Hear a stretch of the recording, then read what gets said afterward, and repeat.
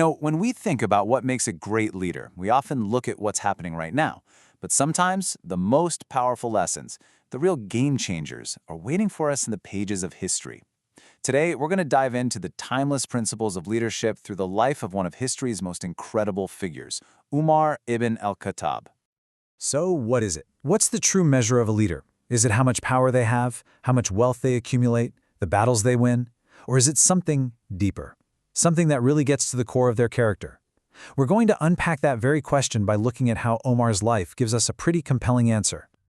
So, here's our game plan. We're going to explore 5 key pillars of his leadership. First up, the leader who actually listened. Then, we'll see how he became a champion for the vulnerable. We'll look at how he valued what people did over who they were. Then we'll get into what he thought was the real test of character. And finally, we'll uncover a caliph's ultimate wish. It's going to be good.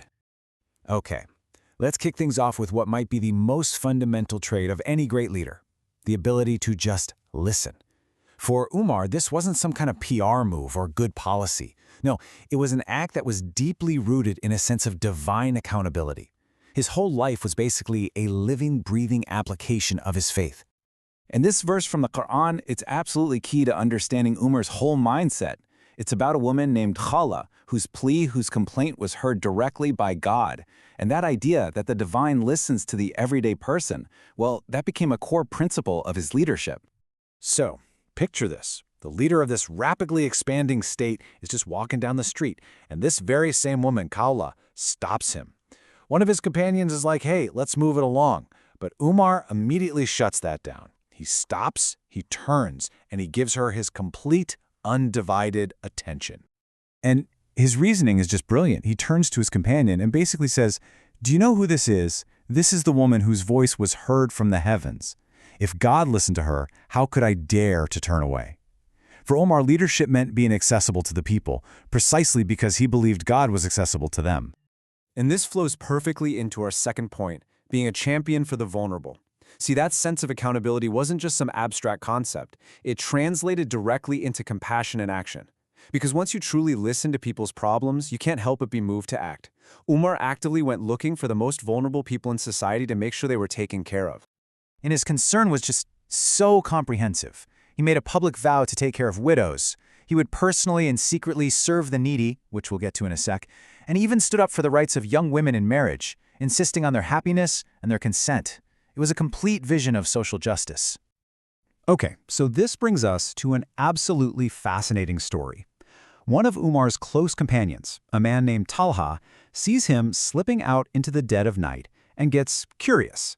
I mean, where could the leader of the Muslims possibly be going, all by himself, at this hour? So he decides to follow him. So the next day, Talha goes back to the house that Umar had visited, and inside he finds a paralyzed, blind, elderly woman. She tells him that some man has been coming for a very long time, bringing her food, and, get this, taking out her trash. Talha is stunned. He says these words to himself, basically scolding himself for spying, because he just witnessed the Caliph's secret humble service. This wasn't for public praise, it was pure, private compassion. And that humility leads us to another crucial part of his leadership, totally redefining what society should value. For Umar, it wasn't about your family name, your tribe, or your wealth. Not at all. It was about your sacrifice, your faith, and your actions. He actively built a culture that honored contribution over status. And there's no better example of this than the incredible story of Abdullah ibn Hudayfa. So he's captured by the Romans, and their king makes him a mind-blowing offer. Give up your faith, and you can marry my daughter, and you'll get half my kingdom. Abdullah's response was simple and absolute. No. The king then decides to try and break him. I mean, really break him.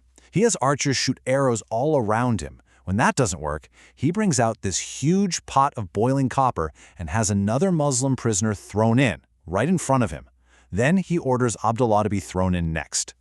So as they're lifting him over this horrifying pot, Abdullah starts to weep. The king thinks, aha, I've finally got him.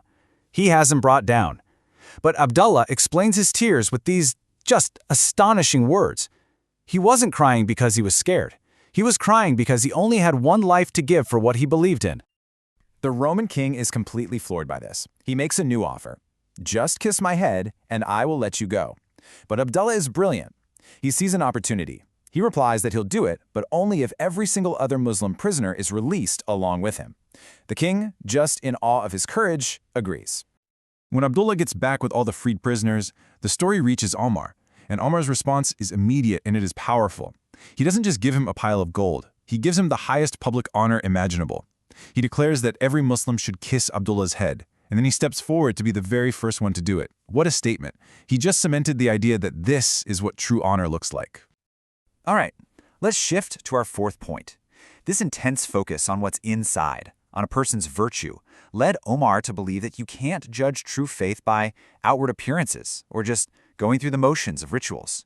For him, the real measure of a person was their character, day in and day out. This famous saying of his just sums it up perfectly. He taught people to look past the surface-level stuff. The acts of worship that anyone can perform just for show. The real test, he argued, was in a person's integrity, their intellect, their honesty, and how they deal with other people. And he didn't just leave it at that. He gave people a practical framework. When someone once tried to vouch for another person, Umar grilled him with these three questions. Are you his neighbor? Have you ever traveled with him? Have you ever done business with him? When the man said no to all three, Umar's reply was simple: then you do not know him. These were the real-world tests that reveal who someone truly is. And that brings us to our final, and maybe the most profound lesson of all. So, for a leader who valued all these things, accountability, compassion, character, what did he consider to be a nation's greatest, most precious resource? So one day, Omar is sitting with his companions and he asks them to make a wish, anything they want.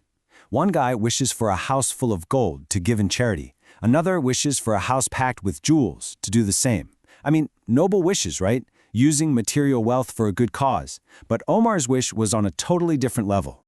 He said he didn't want gold or jewels. He wished for a house filled with men of character, men of integrity and competence, men like his trusted friend Abu Ubaidah. Why? So that he could employ them in the service of the people. This reveals everything. For him, the ultimate asset, the greatest treasure of any nation, is its people of character. And that brings us right back to where we started. Through these stories, a really clear answer emerges. The true measure of a leader's greatness isn't found in their power, but in their accountability. It's not in their conquests, but in their compassion. And it's definitely not in their treasury, but in their absolute, unwavering belief that the character of their people is the greatest asset of all. Which leaves us with one final thought to chew on. If Omar wished for a house full of people of integrity over a house full of gold, what should be the ultimate wish of our leaders today? And maybe more importantly, what does that say about what we as a society really and truly value?